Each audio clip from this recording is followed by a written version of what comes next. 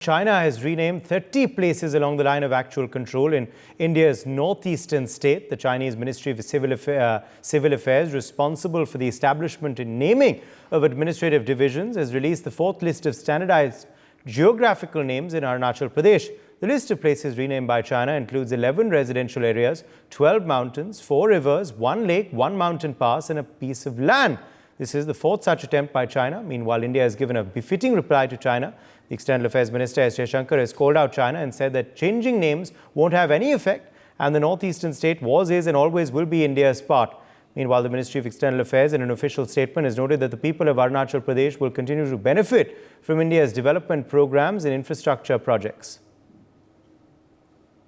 Joining us live at this point is Bhashwati Mukherjee, former ambassador. We also have Vijay Kranti, China expert, joining us live. Lieutenant General Sanjay Kulkarni, defense expert, is joining us live. Madhav Nalapat, editorial director of the Sunday Guardian, also joins us live. Madhav Nalapat, let me begin with you first. What do you believe should be read into this move by China?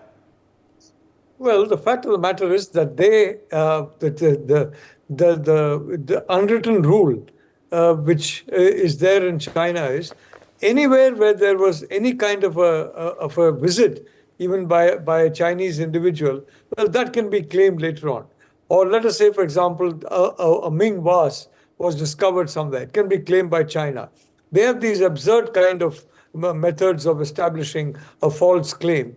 As far as Arunachal is concerned, they have maintained that Arunachal is part of Tibet.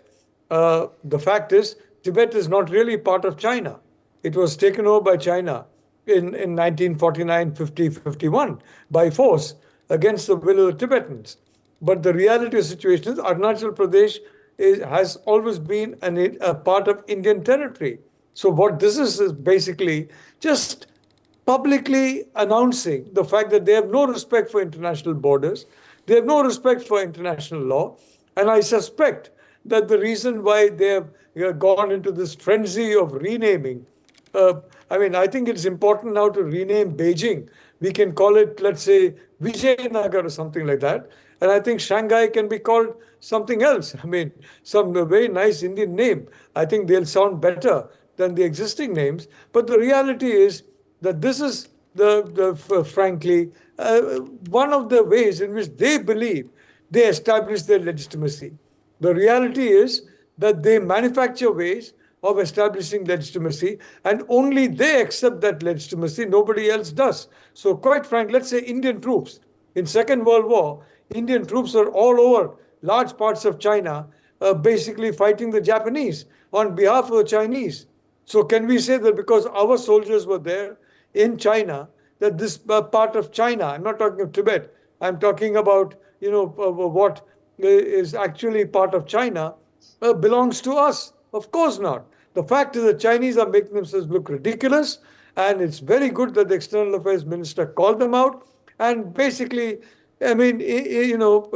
laughingly said that you can change the name of your neighbor's house. It doesn't make it your house.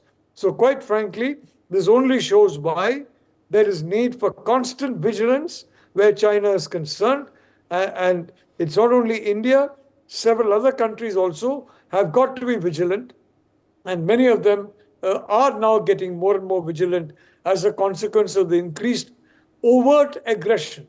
There's always been a kind of a subterranean aggression. There's always been a kind of effort to expand. But today that's become very overt under Xi Jinping. And I think it's important for the rest of the world to understand this and to take countermeasures so that even the existing expansionism, for example, in the so-called South China Sea, which is actually the ASEAN Sea, how can the Chinese claim all those islands made by them as Chinese territory? It's absurd.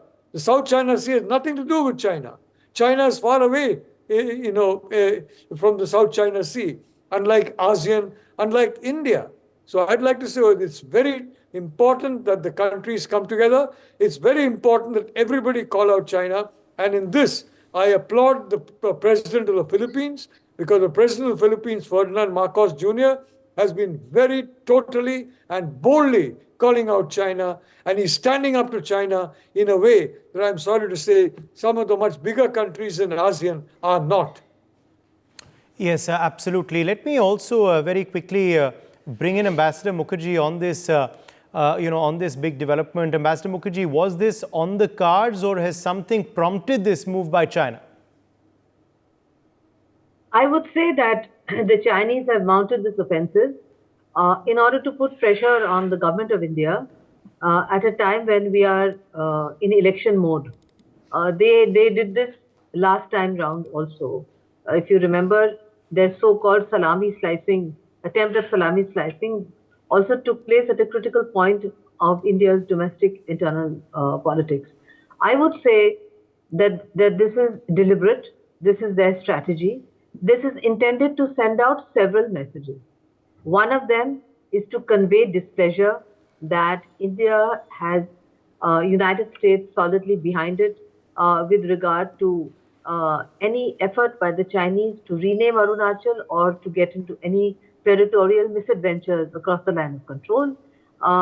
This is an attempt to show India that you may have the United States as your friend, but they have the reputation of running away and not putting boots on the ground, so don't depend on them. This is an effort to pressurize the government of India and to embarrass the Prime Minister and the External Affairs Minister when the country is in election mode, at a time when it is well known that there is another opposition party that has accepted funds from the Chinese government, that has gone abroad and has made statements which are not exactly in conformity with India's foreign policy statements accepted by all political parties with regard to China. And it is also an effort to flex the muscles at a time when the snow has melted. The time is ripe for a territorial misadventure. This is the time when our troops are on maximum alert. We have upgraded our infrastructure. We are fully prepared. Infrastructure on their side, I am informed, is still a little better than ours, but we have almost caught up with it. The time has come perhaps for us to relook at our recognition of Tibet as an integral part of the People's Republic of China. The time has come for us to relook at our One China policy. That the time has come for us to send out signals that this is not the India of 1962. Any misadventure will be met with a very firm response, and that there is a growing body of international opinion led by the United States that has firmly stated that they will not allow China to change India's borders by force, because ultimately, what is this all about? This is an effort by China to change India's borders by force and annex Arunachal Pradesh by giving it what they claim is the original Chinese name for southern Tibet. And we respond by recognizing Tibet as integral part of China. We respond by recognizing One China policy. I think our China experts need to put on their thinking caps and do some rethinking so that we can give an appropriate response. And this is also an effort to embarrass our government when we are in election mode with it. Yes, Vijay Kranti, come in here on, of course, this, this new development. What do you believe has prompted this by the Chinese? What can be read into this latest move by them? And how you believe it should be responded to? I more than 100% agree with Ambassador Mukherjee. She has defined the basics of problem. She has pointed out to the real fountainhead of the Chinese poison towards India.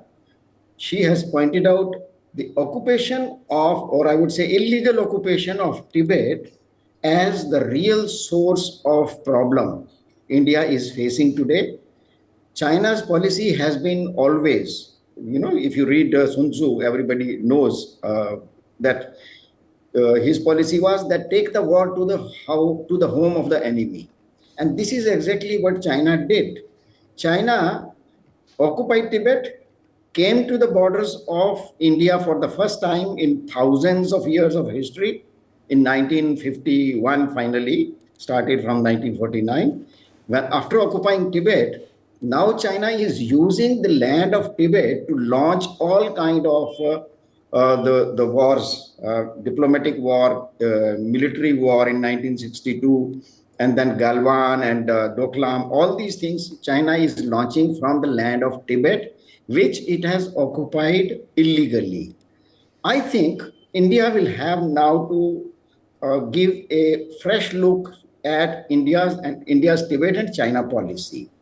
Gone are the days when China will occupy 38,000 kilometers of Aksai Chin, and the Prime Minister was Pandit Jawaharlal Nehru, who would look the other way. Now we have a different regime, we have a different leader who knows how to respond to such kind of ventures or misadventures by the enemy. Indian government, I would say that Indian population has now very different expectations from Mr. Narendra Modi as Prime Minister. Indian people have seen him responding to what Pakistan did in Pathankot, in Uri, and in Pulwama, and went inside Pakistan to teach them a lesson. So now China has given enough reason to Mr. Modi and to the Indian government, after doing it 4 times, naming places of Arunachal Pradesh 4 times in the past, 2017, 2020, 2021, and now again, 4 times they are doing it. I think it is time now that the Modi government should respond and hit at the real source of problem with China. And the real source of problem is China's illegal presence in an occupied country called Tibet. So India should now very clearly, in the same terms as China is doing, that they don't recognize the citizens of Jammu Kashmir as citizens of India. They refuse to issue visa to the citizens or players of Arunachal Pradesh if they want to go to Asian Games or Olympics, and gives them staple visa on the giving an argument that Arunachal people are citizens of China. I think this is high time the Modi government should revise its policy, should declare very clearly that China has no right to talk of any place in Ladakh or Uttarakhand or in Arunachal Pradesh on the basis that China is sitting in Tibet. So it is time Indian government should announce that China's presence inside Tibet is illegal. They are occupying Tibet illegally. So Xi Jinping has no business to use an illegally occupied place called Tibet to launch its aggression on India. This is the basic right now, the lesson, and a good reason Xi Jinping has given to Modi. Let us hope when the next government comes, and it seems Modi is coming again, so we should expect that it will be the Modi language, it will be the Modi terminology which will be spoken to China on this issue, and let the response be not only what yesterday the foreign minister, Mr. Jaishankar, has said it very clearly that Arunachal Pradesh is and remain part of India.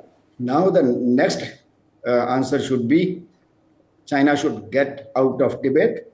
If there is any problem on these borders, we will deal with the people of Tibet. We will deal with the Dalai Lama and not with Xi Jinping. That's how I look at it. Yes. Okay. Let me quickly get in Lieutenant General Kulkarni as well. Lieutenant General Kulkarni, the Chinese obviously needling India once again, releasing this list. What do they seek to achieve by the publishing of it, and what do you believe would be a fitting response by India? Uday, I think all the speakers have said it rightly. These are all devious means to disturb. There's a psychological warfare. Chinese have always believed in what they said, that the supreme art of war is to subdue the enemy without a fight. Everybody knows. The Chinese also know. Since when have they started renaming all these geographical areas? 2017 after Doklam. 6 places around 2017, 15 odd places in 2021, 11 odd places in 2023, and now about 30 odd places, mountains, passes, rivers, lakes, and everything. They should just ignore it. China would continue to do what it is doing. We shouldn't just bother at all. Just do not even care for what the hell they do. Reason is very simple. Their entire aim is to disturb peace. And this is all these talks, this communication that they all do, and nothing but facades that they put on, and that allows them to build whatever they are doing, the infrastructure, the troop build-up that is going on over there, all of it. Now, what we really need to do is to ensure that we must be prepared. We must be 100% be ready to take on China at any point of time. Chinese know that. And that is the reason why they do all these naming. It does create a little bit of a problem. I can give you an example. Whenever I'm in a border talk with them, and when I was in service and on a border talk, they would name a certain thing, and then you say, after about half an hour of talk, let's say, oh, is that this? So wasting time. So this is what is called wasting time, and they don't want, imagine 21 rounds of military level talks, whatever is cheap, a bit of disengagement at places, but not maintaining status quo ante as what we want of May 2020. 29 rounds of the working mechanism for coordination and consultation. What else? Nothing. We'll talk again and later. So all this, until and unless we get economically strong, we have to be militarily ready at all points of time, technologically ahead of China. That gives a diplomatic strength to us to be able to deal with China. China has to be paid back in the same coin. We have to stand up to China, be able to call its bluff. And Chinese just believe in that. They have to be told, come on, just stay where you are. And that requires strength.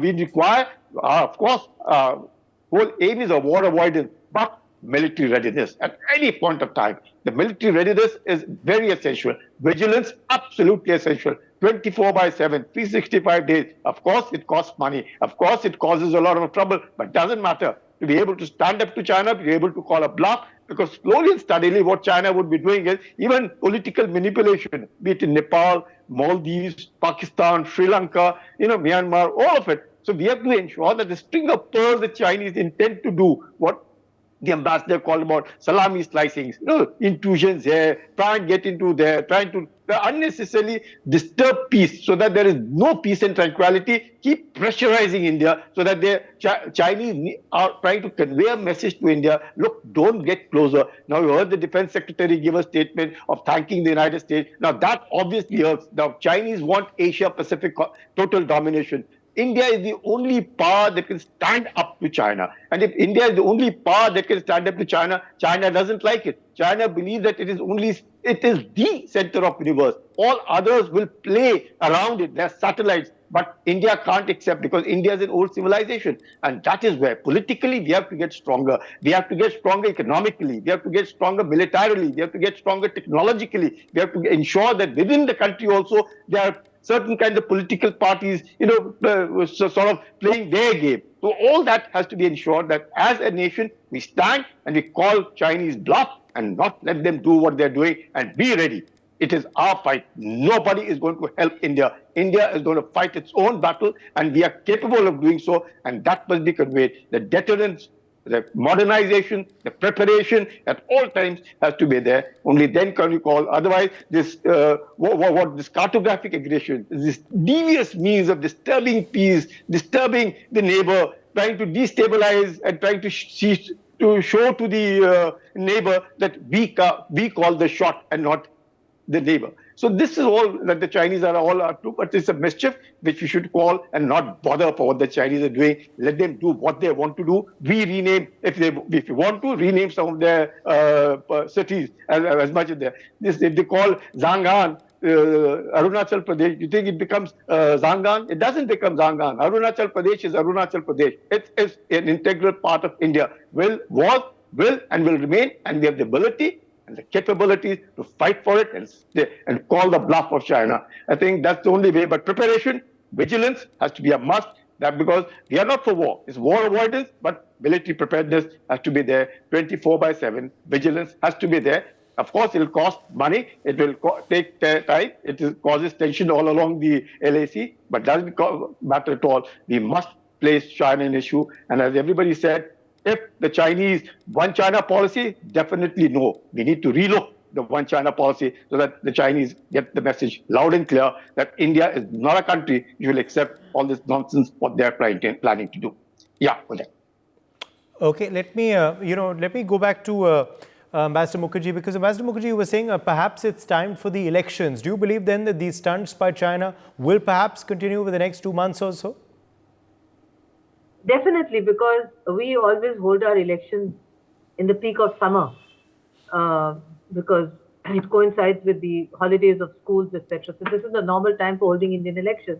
That is also the time when the passes become accessible, the snow melts, and it is much easier for the Chinese to put pressure on us. And let us not forget that a strategic error was committed when due to a gentleman's agreement, where there was only one gentleman, that's India, and not a second gentleman, we vacated strategic heights that we had occupied, and the necessary movement from the Chinese side did not come through. In other words, they are not to be trusted, even if we come to an agreement with them at some point on settling the boundary issue.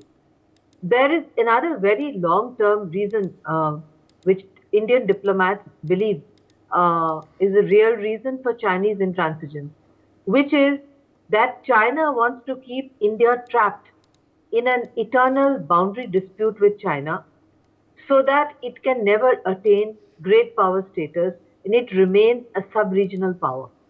If you look at the Chinese boundaries, they have settled every single boundary except their border with India, and that is deliberate. As has been rightly said by one of the panelists, China considers herself to be the middle kingdom, the center of the universe, and in order to keep India down, in order to prevent India's rise, on one hand, they are in cahoots with Pakistan. On the other hand, they are trying to take over the Maldives so that the Indian Ocean is at threat. And on the third, they are constantly causing tension on the line of actual control by claiming parts of India as their own, so as to keep India trapped as a sub-regional power within its sub-region, which is the subcontinent. That is their real design. And for that, I agree with one of my co-panelists who said that the answer to it is A, eternal vigilance, B, being very tough, because the Indian army is far more experienced than the PLA. The PLA really has not been into conflict zones the way the Indian armed forces have been. Thirdly, to make sure that on the Indo-Pacific, we are in alliance with the great powers and that we have a base, a permanent military base, that we lease an island on a 99-year lease, and we behave like a big power. We flex our muscles when it's required, and we start not sitting in the corner but coming in the middle. That's what the Modi government has done. That's what External Affairs Minister has done, and that will continue, hopefully. But whatever it is, when you are a big power, you have to behave like a big power and not sit in the corner and allow a so-called big power to bully you. Because if we are the land of Chanakya, then we must understand what Chanakya said, which is, he said, the most important part for India is the smallest concentric circle, that is your neighbors. You have to keep your neighbors under control. And then you have larger concentric circles. So the small concentric circle runs through China. We have to keep China under control if we are ever to attain big power status. We begin with that, we end with that. We have to do it. And the way to do it is to stare down the bully. We have to stare down the bully and to say, you may be the dragon and we may be the elephant. Don't come too close to us. The elephant and the dragon do not dance together. The elephant and the dragon cannot live together. Leave us in peace, we leave you in peace. You try to trouble us, we can trouble you in myriad ways, which I will not say on national television, because all is not well within China, either economically or in their restless Muslim-dominated provinces, or even in the areas in Pakistan which they're trying to build. All is not well within China. They need to fix their own problems first. It's not such a big... Yes. They are not as powerful... Okay. I'll leave the last word to Professor Nalapat. I have to end. I'll tell you very clearly, there's no doubt that Narendra Modi as Prime Minister has gone on an entirely different track from his predecessors, Manmohan Singh or you name it. The fact is that now the Chinese know force will be met with force. The Pakistanis know that, the Chinese know that. Force will be met with force, and they will not be able to get away in the way they have got away in the past by salami slicing, and we're basically creating a new, status quo, and then saying, and then we're calling for a dialogue, endless dialogue on the status quo. In the meantime, changing the status quo. That's what they've sought to do. And as has correctly been said by the general, 29 rounds of talk. Well, what is the result? Zero. The fact is they're not sincere. And I quite agree with the ambassador. It is a huge mistake, strategic error to vacate the Kailash Heights. But I think that lesson has been learned very clearly. And I doubt that that kind of an error is going to be repeated, unlike in the past where errors were repeatedly committed. So one thing is clear, the Chinese do not want a third term for Narendra Modi. There's no question about that. And this is part of the process of basically trying to, put the Indian people on edge and do what they try to do in other countries. That is basically say that if this government comes to power, then or retains power, then China will be in an unfriendly mood. So what? The fact is, we can contain China. You look at China, so much of its trade comes through, right through the Indian Ocean, where we control the sea routes. We can do as much damage as they can in the field of cyber. And more importantly, India is committed to protecting the freedom of the Indo-Pacific. Whether it is Taiwan, whether it is Vietnam, whether it's Indonesia, any country, the Philippines, the External Affairs Minister was in the Philippines recently, and he completely supported the President of the Philippines, an extraordinarily brave individual who's standing up to China in a way some of the bigger members of ASEAN are not. So I'd like to say yes. All right, I think we've lost Professor Nalapat there, but we've run out of time. My thanks to all of our guests for joining us on this discussion. For more such videos, subscribe to the NewsX YouTube channel, hit the bell icon.